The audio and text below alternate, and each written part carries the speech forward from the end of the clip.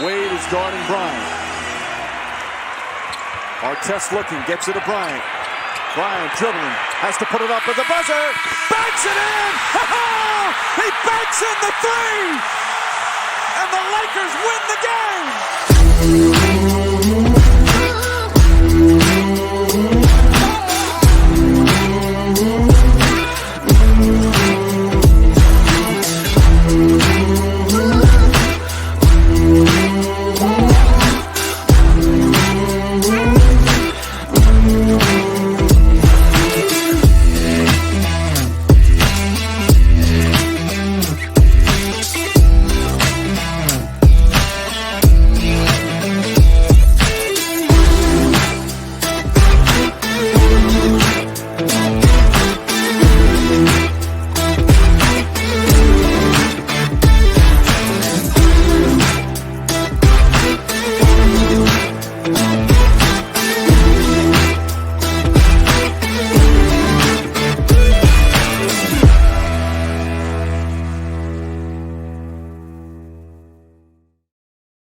Boom. Good morning, Insurance Syndicate.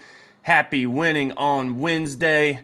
Good to see all of y'all. Thank you so much for tuning in. As always, we appreciate you guys. And again, hope you guys are having an amazing start to your week. And now we're just going to throw some fuel on the fire, baby. Talk all about winning. As you guys can see, well, that way, you think I'd get used to it after doing like 2 years of this thing. It's this way. I got to go the other direction. We have a special guest host with me because we have an extra special guest. So we wanted to switch up the show a little bit and bring Mr. Eric Fierro on to help me host. And you guys may have seen him around. He's been on the shows quite a few times. But Eric, I wanted to go ahead and just give you some time just to share a little bit about yourself. We'll get into some weekly wins, and then we'll bring our guest on. But we are super excited. Mr. Fierro, how are you this morning, my man? I'm doing good, brother. I appreciate you guys having me on today. It's my honor to be here, to be with our guest today. So I'm super excited. That in itself is a win for me to be able to be on this show as a co-host for our special guest. So I'm super pumped about that. But yeah, life's going great, man. We're super busy here on our side, busy on the on the agency side, getting ready for AEP, busy on the software side, making sure our agents are equipped with everything they need to have an excellent AEP.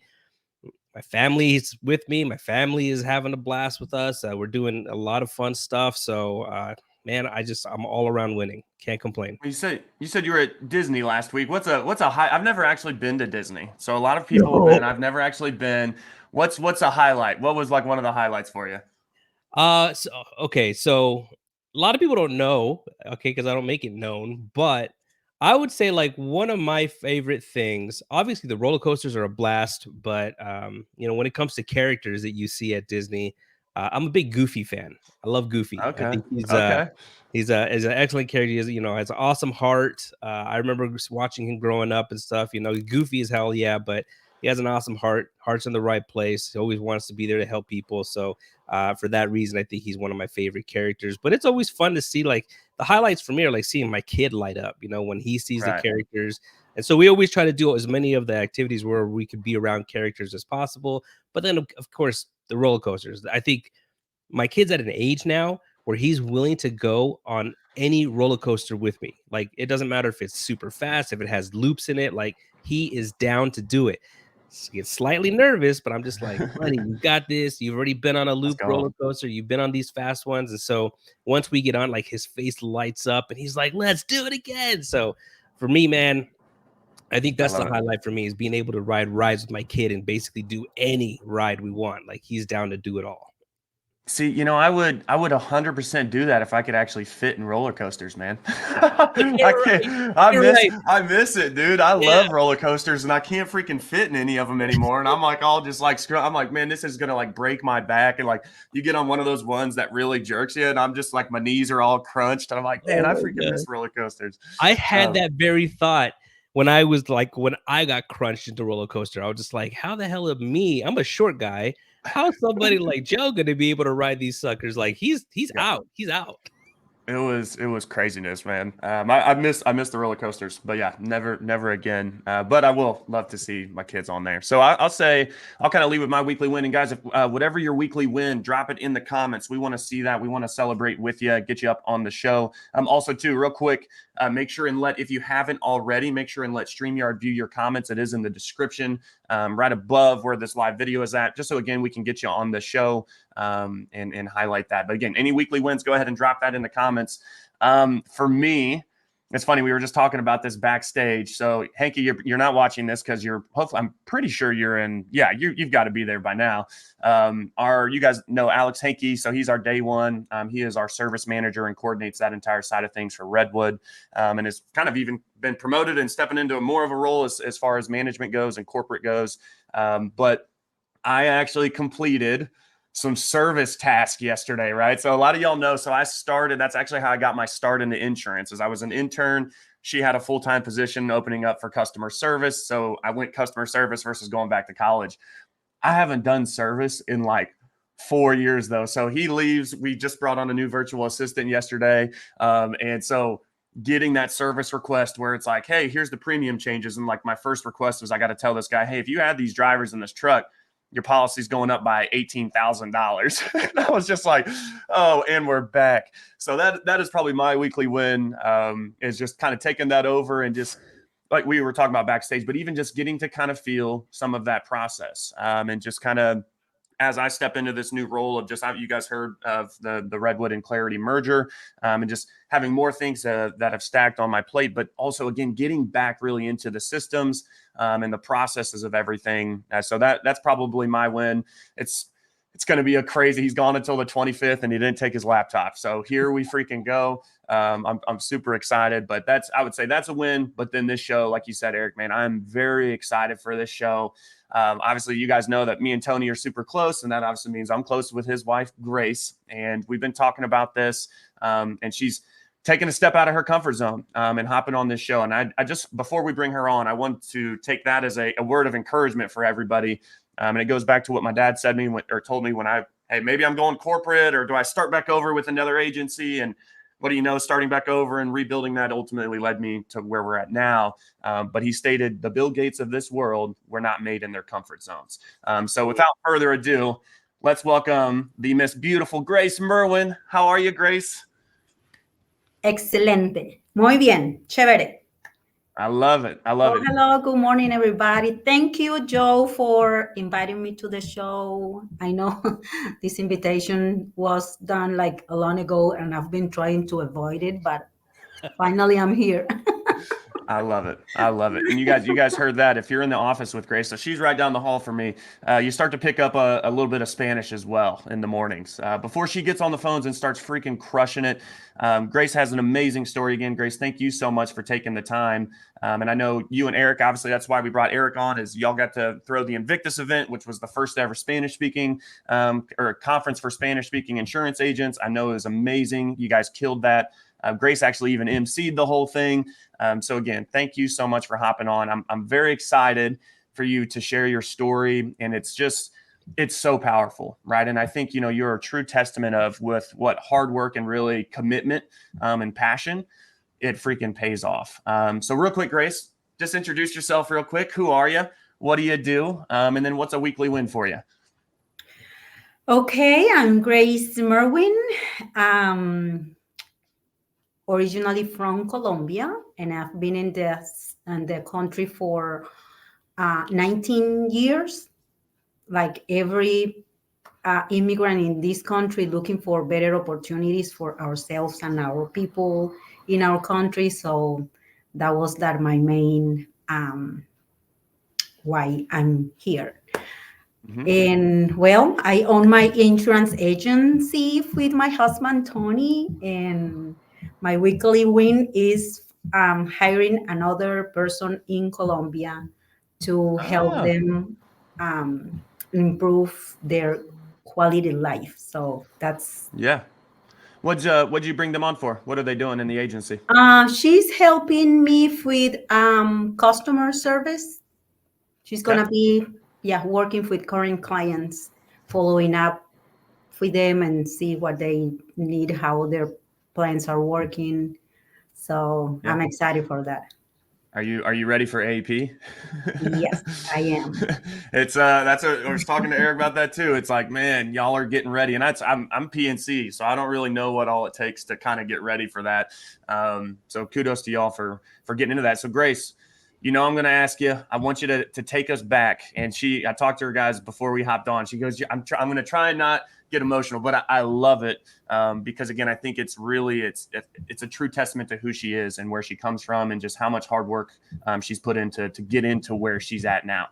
So take us back, Grace. Take us back to those days in Colombia. Kind of just give us if you could. I know again it's kind of vulnerable, but just give us a glimpse of what that looked like, right? And just obviously your life now is so drastically different, but take us back, please, if you can.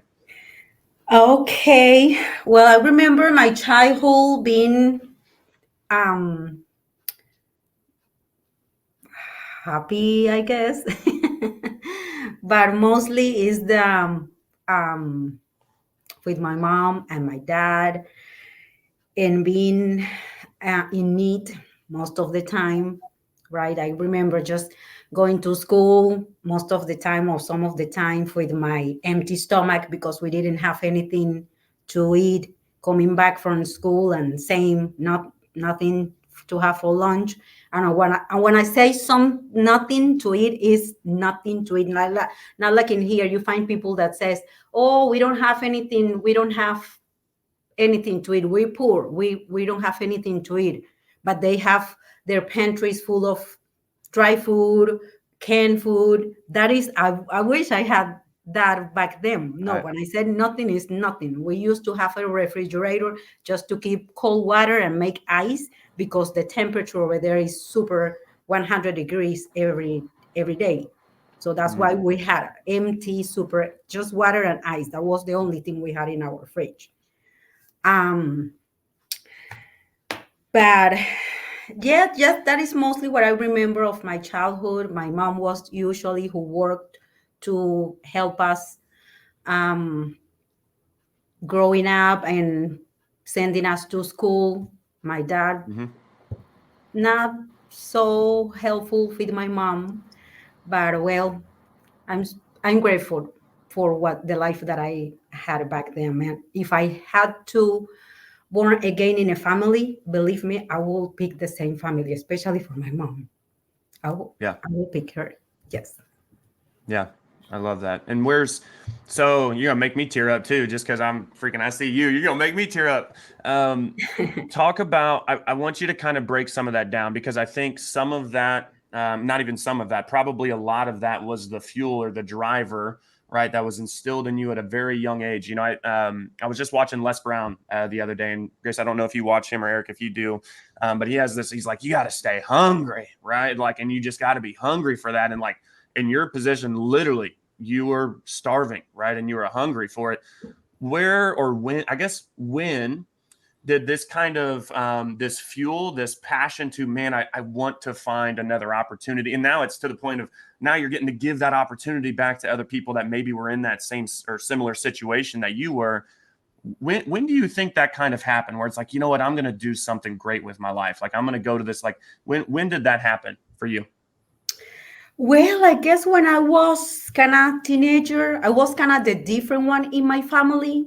I was like the one not giving my parents trouble, because I was like going out with chicos, not at all. I was like in the house, in my room, reading, making my homework. And to have the kind of father that I have, how he was drinking and being abusive with my mom, I guess that I didn't want that pattern in my life. So I just didn't see myself dating boys over there or getting married there. I just didn't. I I had that in my heart. I don't want this in my life. And um I just went to school. I went to my degree is on languages, foreign language, and that helped me to see different. And it's not that like I planned it. I just said I don't want this in my life. I want something different. And you know, when you plant that in your heart and you have it in your mind and you plant it in your heart, things just that happen. I don't know, but things happen. I've heard it said a lot that the most successful people in our world come from struggle, right? That's just the way it is, because we know what it is to be without, and we know what it takes to get to, to the promised land. So you made a huge move coming from a country that you grew up in, that was near and dear to your heart, that even though you struggled, it was still your home, and you have decided to do a brand new. And my question is, what is the first big hurdle that you saw in coming to America to get started on this new path that you're going to be on? Was the culture just, just the kind of food that we had over here, the people also, but it was like I'm a little bit. no, you're nice. You're nice. You're nice. I don't know if I look Colombian or not, guys. But it was actually the culture was kind of hard for me. It was hard for me. Yeah. What And about the of course culture? the language. Even I went to college over there and I had a degree on foreign language. I came over here and I was great on grammar, but speaking, nobody could understand me at all. It's different to learn a second language in a classroom than being immersed, Yeah. totally in immersion. So it was hard for me. Also, the language, I have to go back to college here. I went to ACC for 2 years and a half to improve my English. So the language and the culture was wow. Yeah, I was Super going to ask. happy. So, what about our culture, not in America, was difficult to kind of acclimate to? Was it like, I imagine that in Colombia, like in other Latin countries, they're very warm there. Like the people are very warm and inviting and kind to everybody. Like you're just, it's always it's a cool environment to be able to go and visit and see how people treat each other. Was it different here because maybe it wasn't as warm and inviting, like the people weren't as friendly, or like what? Or I guess what part of the culture were you kind of struggling with, besides the English, the language barrier? I don't know. Yes, She's it like, was. It was. It's. I don't know, but it's just different. Even trying to friend Hispanic girls is, I don't know, it's kind of different over there. You just leave your house. Okay, I'm gonna see my friend Jasmine, and I don't even say, "Hey, Jasmine, are you home?" No, we just go, "Hey, Jasmine, I'm here," and they welcome you here. You Like can when you're kids, you just something go like knock on the door, be like, "Hey, can you come out and play?" And they're like, "Yeah, let's go." exactly. Right. So over here, people, and I know everybody's busy, but it's just very different. Even Hispanic, same Hispanic people here is so different. Yeah. Yeah. and so here's I'm starting to pick up a trend on a trend and a pattern of what you come from, but then ultimately how Eric talked about hurdles, how you overcome the hurdle, right? So it's like, hey, I already had my degree, right? And I was good. And you could have sat there and been like, you know what, I'll find something that fits kind of, you would find something, right? But instead it's like, no, I'm going to go back to school and I'm going to get better at this. And then you say the word immersion, right? You were having struggles with it. So you went and got better at it. And then what did that lead you to? Going to teach people, right? And going into that kind of, so talk a little bit about that education piece. Cause obviously you did that for years before getting into insurance. I love that piece where it's like, when you came over, it's like, this is something I'm really struggling with. So I'm going to go get better at it. And then now that I'm better at it, now I'm going to give back, right? And help other people kind of get through this. Or even, again, obviously I know it's at a younger age, but still giving back, coming from the struggle that you had, right? And so talk a little bit about what drew you, if it's that, right? What drew you to education? What made you want to come in and kind of, teach our youth Spanish and all that good stuff? I mean, I love, like, that's one of Laura's favorite books, is that Spanish book that you gave her that you used to actually teach. And it was so, I mean, it's so amazing because you see like the little notes and stuff in there. And that's like one of my favorite presence of all time from really anybody. But talk a little bit about that. What drew you to education and wanting to give back in that way? Because I think that's a perfect segue into obviously what we do as insurance professionals. But take us back a little bit to that. Well, yes, when I went to college, I wanted to teach, because my mom used to be a teacher. She worked for 40 years as a teacher, and I just followed her path. I just went to school to be a teacher. In my 4+ years in Colombia, that's what I did, teaching high school, middle school, elementary. And coming over here, as soon as I got my permission to work, then I started working as a substitute teacher for the school district. And I did that for 6 years, I think. I tried to get my license to teach. I tried to take my test. I didn't pass that test twice. And then I just got disappointed at the school district, how, I don't know, I just said, I don't want this. Yeah. So I went to private school, teaching kids in a Spanish immersion school. And those were my best years as a teacher. I really enjoyed and have fun. Like 10 years, I guess I was in that school. It was awesome. And well, now I'm doing the same, working, teaching, but to a different population. But definitely a different age group.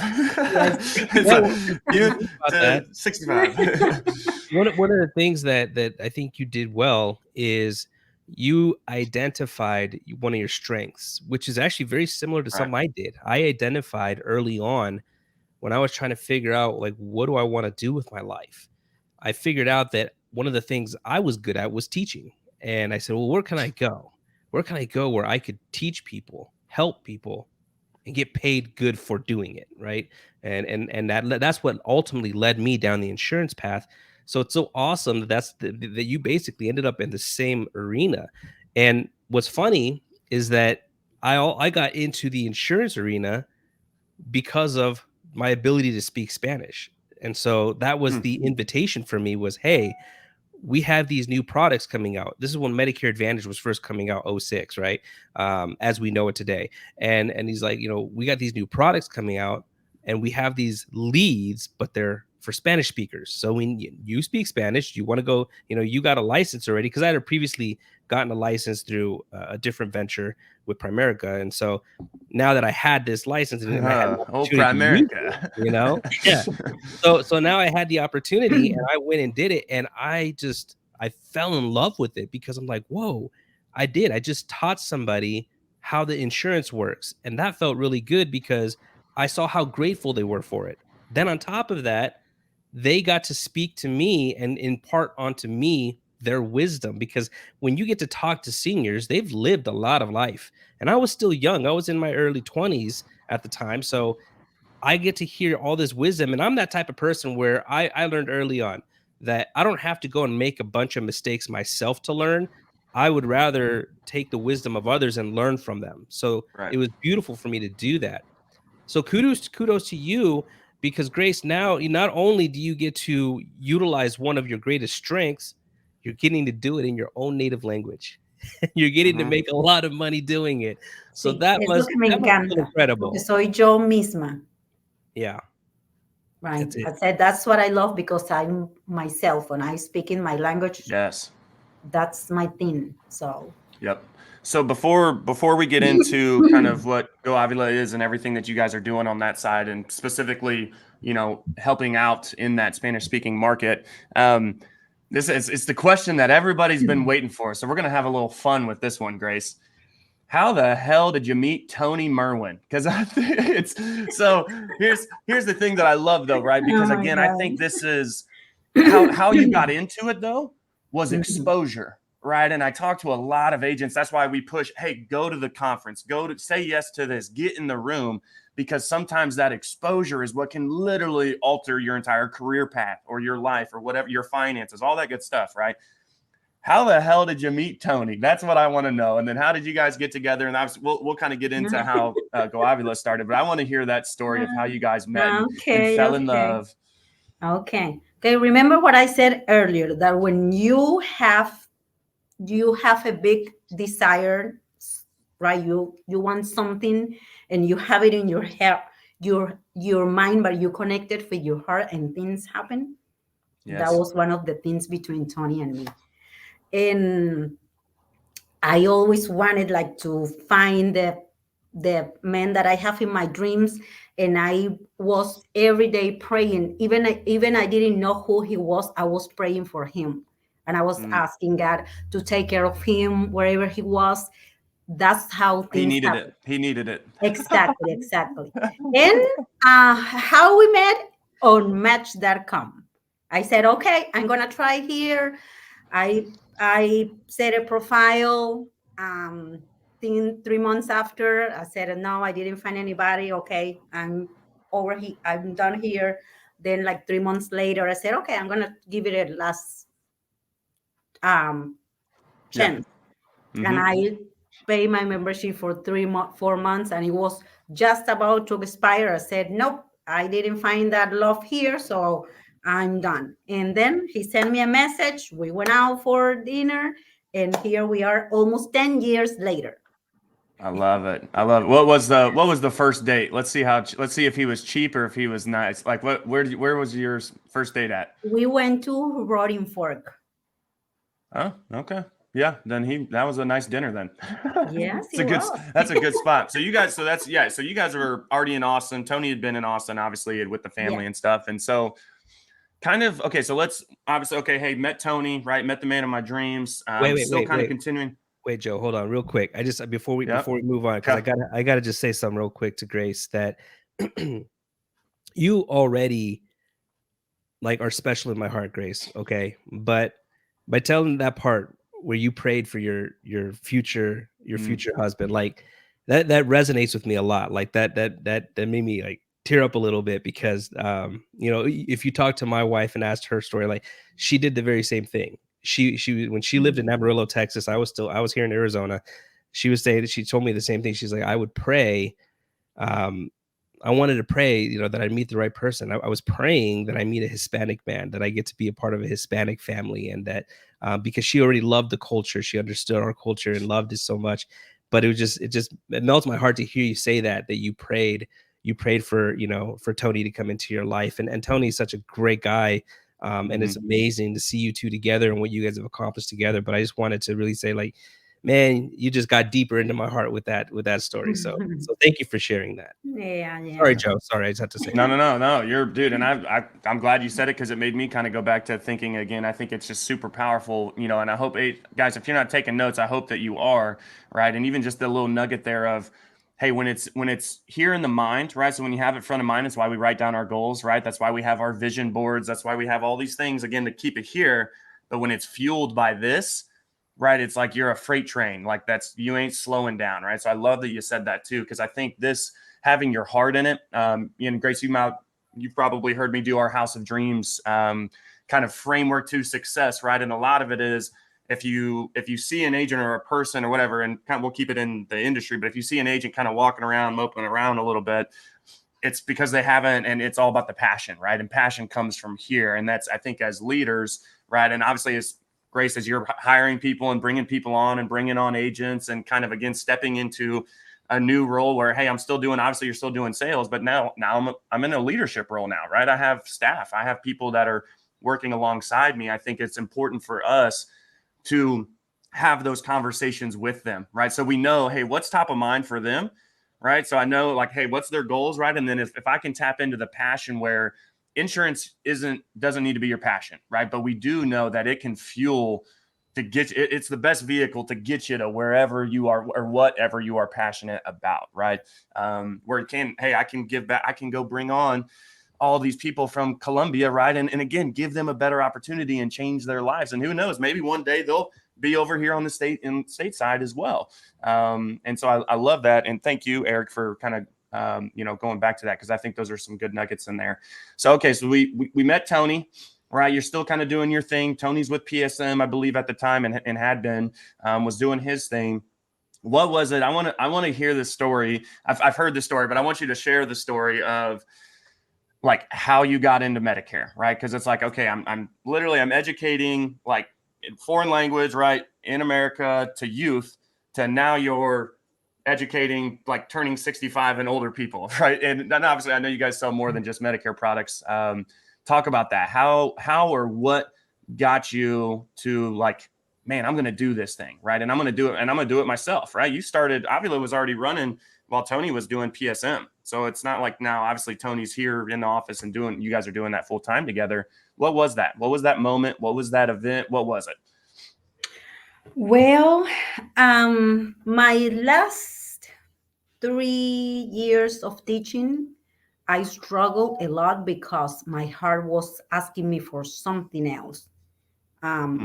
Even though I love teaching and working with kids, but I struggled from one school to the other one because I didn't want to do that anymore.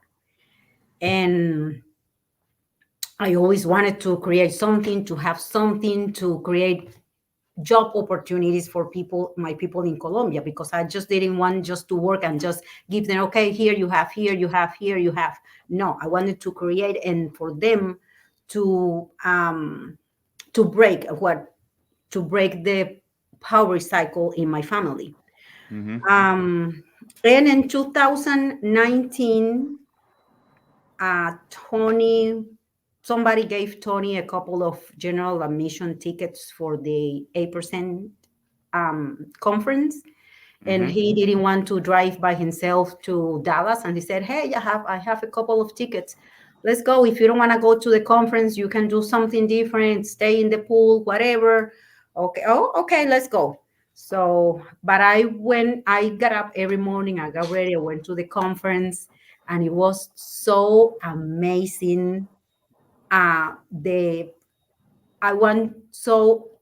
was so amazing. It was so amazing. The energy, seeing like Cody with his wife, Coach Borg was there with his wife, and seeing that as a couple. Wow, I just felt something in my heart. Like my whole life is about following my heart. That's Yeah, how I I love that. will literally summarize my life. Follow your heart. And at the end of the first day, I just said to myself, I didn't say anything to Tony, nobody. I just said, I'm coming to this event next year with my license, because I picture myself seeing something like that with Tony, us as a couple, doing something, creating a new life, a new opportunity for others. So then I got back, I got my study course, and I passed my test the first try during COVID. That was May of 2020 that I passed my test. Yep. That's awesome. There's And a lot of agents who struggle to pass that test the first time. That's awesome that you're able to do that. okay. And I did. And I actually started studying in Spanish, but the translation was so bad that I said, no, what is this? I was wasting oh my goodness, I can't understand this. It was so bad that I said, okay, I'm going to do it in English. So I got my book in English. Come on now. And I get ready and I passed my test in English. So That's so cool. yes. I love And that. in August of that 2020, that was when I started actually selling that thing. When you're following your heart, right? And it's almost like I wouldn't call it a struggle, but I guess it's something because, hey, I know that you have to immerse yourself in sales, right? And that's what you were doing. And it's like, okay, I need to come in and I've got to sell apps and I've got to do this, right? And do this. But when you have that, is it hard for you because of how big, like, hey, now obviously you guys are in a position to be able to bring people on, but knowing that, hey, I've got to put my head down and just work right now, knowing that hopefully someday I'll be able to provide the opportunity to my people back in Colombia, right? Did you have a struggle at all with like where, hey, I want to be here, right? And giving this opportunity to all these people, right? But hey, I just have to put my head down and work, right? How do you kind of juggle that? Or was it a struggle, or was it, hey man, I just sold, and then now what do you know, the opportunity's there for me to give out? What was that? Well, it's been kind of hard for me because, going to all these conferences, the only people that I'm seeing in insurance since my day one is successful people that are making millions of dollars a year. And here I am starting this. So it's been kind of hard just to see that. Many times I doubt myself, and I said, maybe I'm not the right person to grow this business with Tony, because I don't, and to be honest with me, for the people that have gone to the SWAT conference, I'm a super blue person, right? I get this very distracted very easily, and I just see, like Tony said, a shiny object. Here I am looking for shiny objects. That's my Dancing on personality. your way over to it. Exactly. That's my personality. So I just can, like, I see people, wow, that they just go, selling. I can be like that. I do my thing and I enjoy doing it. I'm growing my business, but I'm going my pace, because I can compare to myself, because this person is doing like that. That's how it works for that person. But I'm comparison is a thief of joy, right? So it's great to be around a lot of successful people, but it doesn't mean you have to imitate exactly what they're doing, because there's a million paths to success. And ultimately, success is going to be something you define, not something that the conference defines or the people at the conference define. Yeah. Everyone's idea of success is completely different. And yours, to me, your idea of success, obviously you want money to come. Money makes things easier, sure. But the freedom that comes with it, the fact that you get to do one of your gifting, which is to be able to teach still and to be able to help people, and now to be able to empower other people from your country to be able to live better lives because they work for you. Like, I feel like those are all success indicators to me. It doesn't have to be that you're making $1 million a year or more. Like, I learned that a long time ago, man, that comparison is the thief of joy. I do not compare myself to others and where they're at. I'm happy for them. I'm glad they found that. But my definition of success is normally pretty different from others. I love that you say that. So I'm going back to our House of Dreams. I've been recruiting and bringing on a lot of agents. So, and it's the first thing that we always do. So House of Dreams has just been really top of mind for me. But it's one thing that we really hark on, is that when you're building this dream, right? And we call it's just that thing. And Grace, you got it. It's that thing that you've got inside of you that, man, I just got it, man. And it's like, and you start, and again, you go to a conference and the vision, right? The walls of the house start to go up. And then as long as we don't, cap ourselves with limiting beliefs, you can put whatever roof you want on that thing, right? But the thing is, and it's because of the comparison piece here, a lot of people will build somebody else's dream house because they think it's what it's supposed to look like, right? Where it's like, I tell people, hey, if you're like a Cody's like, I want a skyscraper with a helipad on top. And, I'm like, dude, go for it, right? It's your house. But I tell other people that, hey, if you want that, I want the small house, like maybe a ranch on some land, right? And it doesn't really matter the size of the house. What matters is it's your house, right? And it's actually what you want. So I love that you say that, Grace, because it is. And even for, again, somebody who is even just newer to the industry, not even, again, kind of coming, like you've been in the States for a while now at that time, but those things can be intimidating too. Right. And so it's kind of like, I remember going to one of my first conferences, and it's, you hear them talk from stage, and, I was kind of wondering, like, am I doing good? Am I doing, like, I don't really know.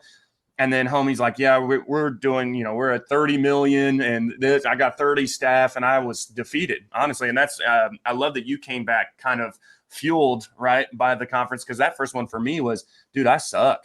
Like, are you kidding me? I'm only doing 50,000. I'm like, this guy's got this and all this. Well, yeah, it turns out he had a 7-figure exit from a previous company before he even opened the insurance agency. Cool. He's got 37. It's like, I'm doing my own sales and my own service, and I'm cold calling. Like, yeah, his should. And it's funny, 5.5 years later, like, we're pretty much like on the same, like where he was at, right, to where we're at now. And it's like funny, but how, like you said, Eric, there's many paths to success, right?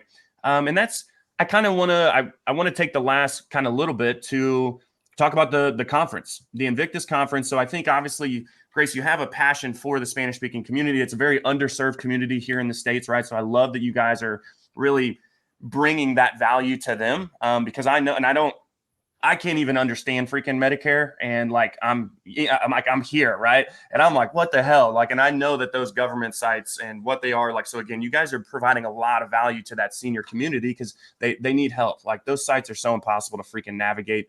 I couldn't even do it. Right. So I love that piece. But now you've even taken it. Okay. Now we're able to give opportunities to my people in Colombia. Right. I'm serving my, specific community here in the States, right? As far as on the Medicare and all the supplements and all the stuff you guys are doing. And now it's like, I'm going to take it to the agents too, which I love. Talk about kind of Invictus and where that passion came from. And kind of why, and Eric, I want you to kind of touch on that too, just kind of what all you guys are really trying to do with Invictus. And again, kind of where did that come from, right? And now it's like, I want to get back to the agents. Talk a little bit about that, Grace. Well, going to these different conferences, we always find Hispanic agents, and I don't know why, but they're always when like approaching Tony and me. Hey, we need an event in Spanish. Hey, we need an event in Spanish. Hey, we need our own event, and they was just saying that. And yeah, we mainly need to thank Tony, because that was his the first steps was he doing this for. I said, okay, nobody's doing anything. Okay, I'm going to make it happen. Right. So it was a process, but we got it. And the event itself was amazing. The support of the people, see the comments at the end of the event. Hey, I want to sponsor. Here's my card. Hey, remember, I want to help for next year. Here's my card. So that was. What's the why? What's the why behind that though? Give me a little bit deeper there, where it's because again, I could just be working and you could just be making money. Like why did you take the time to give back to like I want to break down what is that, right? Is it, hey, I didn't want agent, maybe it's I wish I had this when I first started, even though you're a little bit newer in the industry, or what was the reason behind wanting to give that back to us to an agent? I think you actually hit it right on the head, Joe, that we've been to so many conferences, and myself, I've been on the speaker circuit. I didn't even know that was like a term they use for, for the insurance agents. I remember the first time I saw you too. You went live on 8% and you turned it into an ad on the stage and it like blew up. I was like, dude, that's freaking sick.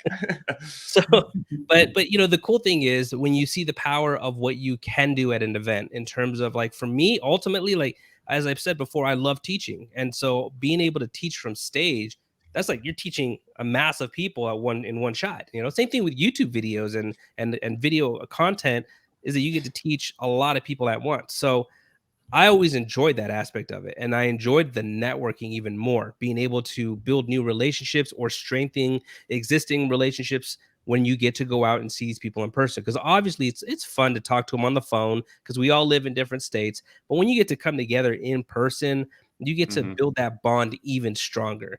And I think one of the things we've noticed is that a lot of Latinos would stay away from these conferences because of the language barrier. As much as they heard how amazing it was, because of the language barrier, they're just like, I'm not sure if I should go. I don't know if I'll get my money's worth. I don't know if I'm going to even understand what they're talking about. So we said, well, hey, let's take all this content that we normally deliver in English conferences and take it in Spanish, which is why when we put together Invictus, we said everyone who's teaching from stage will be teaching in Spanish. So even me, that was the first time that I'd ever given a keynote 100% in Spanish. So I know what Grace feels when she goes out of her comfort zone, because I went out of my comfort zone and had to go and deliver a keynote in Spanish for the first time, because I feel very confident in my abilities to speak from stage in English and deliver content in English. But man, to do it in Spanish, it's a different thing to be in front of so many people, because it's not, Spanish is not my native language. Since I was first generation American, English was my first language, and I learned Spanish through my family and speaking with my family, but I never was schooled in it. I never learned proper Spanish from going to school and studying the language. So it was very nerve-wracking for me. But that ultimately, that's the why. That's the why, is that we knew that there was a lot of Latinos who were avoiding the conferences because they were afraid that the language barrier would stop them from getting everything they could out of the conference. and we wanted to change that. So we did. And we had a lot of people who attended. And the cool thing was that you would hear out in the halls and the networking was a mix of both English and Spanish, but they were absorbing and loving the Spanish content, the way we were delivering the keynotes in Spanish. It was an awesome time. Plus, there's one thing, and I had mentioned this before. There's one thing that this conference the reason it felt different to me than any of the other conferences, and I've been to a lot of them, and I don't know that it can be matched in this terms, but when you bring together a bunch of Latinos, the majority of us, we've had very similar upbringings, right? Mm. So because of these similar upbringings, we already have this immediate relatability to each other, and therefore we feel closer to each other already just because we're Latinos and we know we've experienced a lot of the same stuff in our upbringings, right? From the food, the culture, the way we're raised, the way we're disciplined. We always joke, like, I bet you every Latino parent, when your mom's around, like, you knew what the chancla was for, right? The chancla was used to whoop the ass. So it's kind of like El poder de la chancla. yeah, exactly. So that, but that's cool because you don't get that in an insurance conference where you have a melting pot of so many different so many different people. The commonality there is just insurance. And yes, you can find some people who have more commonalities with you, but it's just normally the insurance that's the commonality. But when you have a conference where insurance and your whole culture is your background, like, you instantly feel like you're in a crowd of a family. Man, it's a big family gathering. So when we ate together, it felt like a big family. When we danced together, which we danced a lot that night, right? It just felt like a huge family gathering because we all have that similar culture and upbringing. So it was different. So for any Latinos listening, like, you need to be at the next Invictus conference because it's like none other. Like, you'll feel it when you're there. Right. And we'll be posting more updates and stuff on that, guys, it's definitely happening. And again, if you weren't there for the first one, man, y'all missed out, but it's obviously not the last opportunity to go check that out. So kudos to y'all and trust me, I've put together events and stuff too. It ain't an easy task. Like, it's very difficult with the hotels and this and the AV and the food and getting people there, right? And just making sure tickets are like, it is a lot. And for the first time, a lot of it is like, well, hey, I can kind of go mimic some of these other conferences, right? And kind of makes it a little bit easier as far as how I'm going to roll it out. Or, hey, if it's the first of its kind, it's kind of like, we got to build this thing from scratch, guys. So I love that. And you guys did an amazing job. Real quick, you brought up content real quick. Eric, obviously you've got a lot of content. You come from that space, right? And Grace, you're always shooting. I swear, it's like every time I walk out of my office, you're shooting content, whether it's in the front of the office or in your office, whatever. Talk about kind of how that has helped your business. I want to take probably the last 5 minutes here just to talk a little bit about content, why you do it, and how it's helped your business. Well, the only way people know what you do is when you say, hey, I'm here, I'm doing this. This is how I can help you. So that's why every single day I take time to make my reels, post it in different social medias, and because people is watching you, and people maybe they don't need your service now, but when they need your service in a couple of years, or maybe they ask, hey, somebody who can help me for this, okay, call 855 go Avila, or call Grace. So that's why this is my friend. Yep. It's always up. Yep. Everywhere I go, I take it with me because I might think about, I'm going to shoot a video about this. But every single day, you as an agent need to tell people what you do and how you can help. And that's how helped me a lot. I get calls of people saying, hey, I saw your video. And as soon as I saw your video, I said, okay, that's what I want her as my agent. Because I have clients that they say that they see, like, they go to YouTube and they watch videos of different agents and they decide, just for seeing you, they feel you, and they decide right away who they want to work with. So I have many of my clients because they see my posts, my videos everywhere. So good. So many agents, and Eric, I know you talk with a lot of agents, so I'm sure you hear it all the time.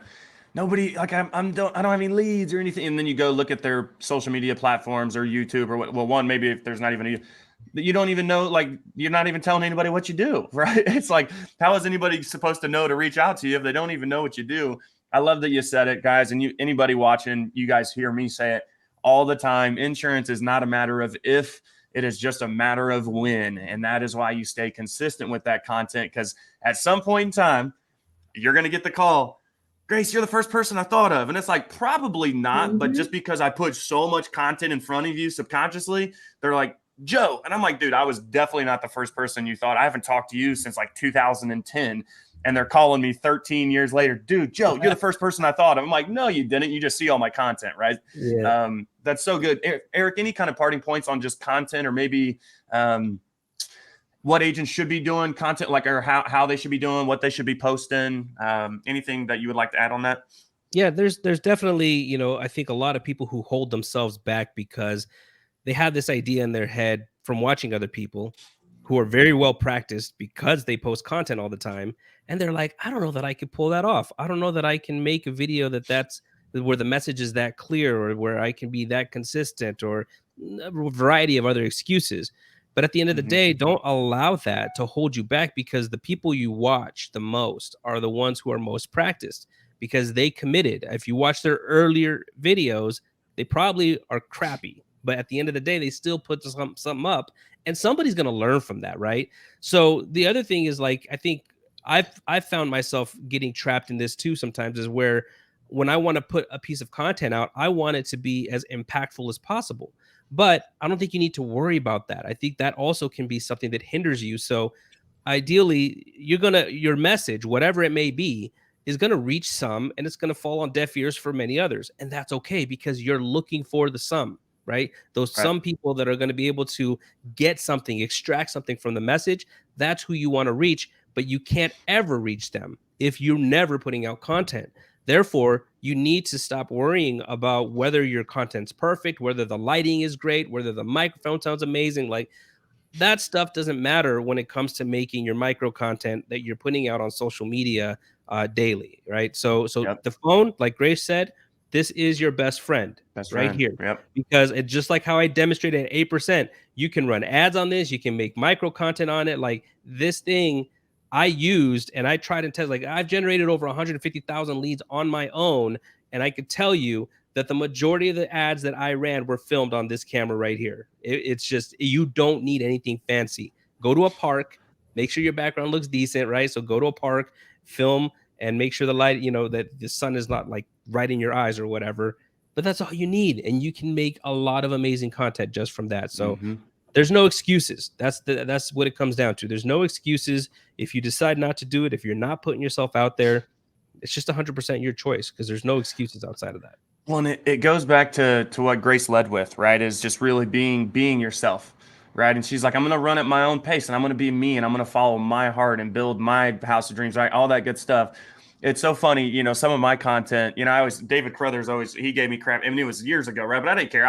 You're 100% correct. He's like, dude, you look like you're at a 7-Eleven at 3 a.m. because my lighting and all that. And I was just like, dude, you're not actually wrong. I really kind of do. And my mic was super staticky, and whatever, and connection wasn't always necessarily the best, but that's literally how this show started. Me and Tony said, you know what, screw it, dude. We're going to we just want to do this, man. And that was like just on some Facebook lives. And then obviously now it's turned into something more, but you just got to start, right? It's like it was the other day, I was looking at my YouTube. I'm not doing as much of it on the Redwood side of things right now, but I still have stuff out there.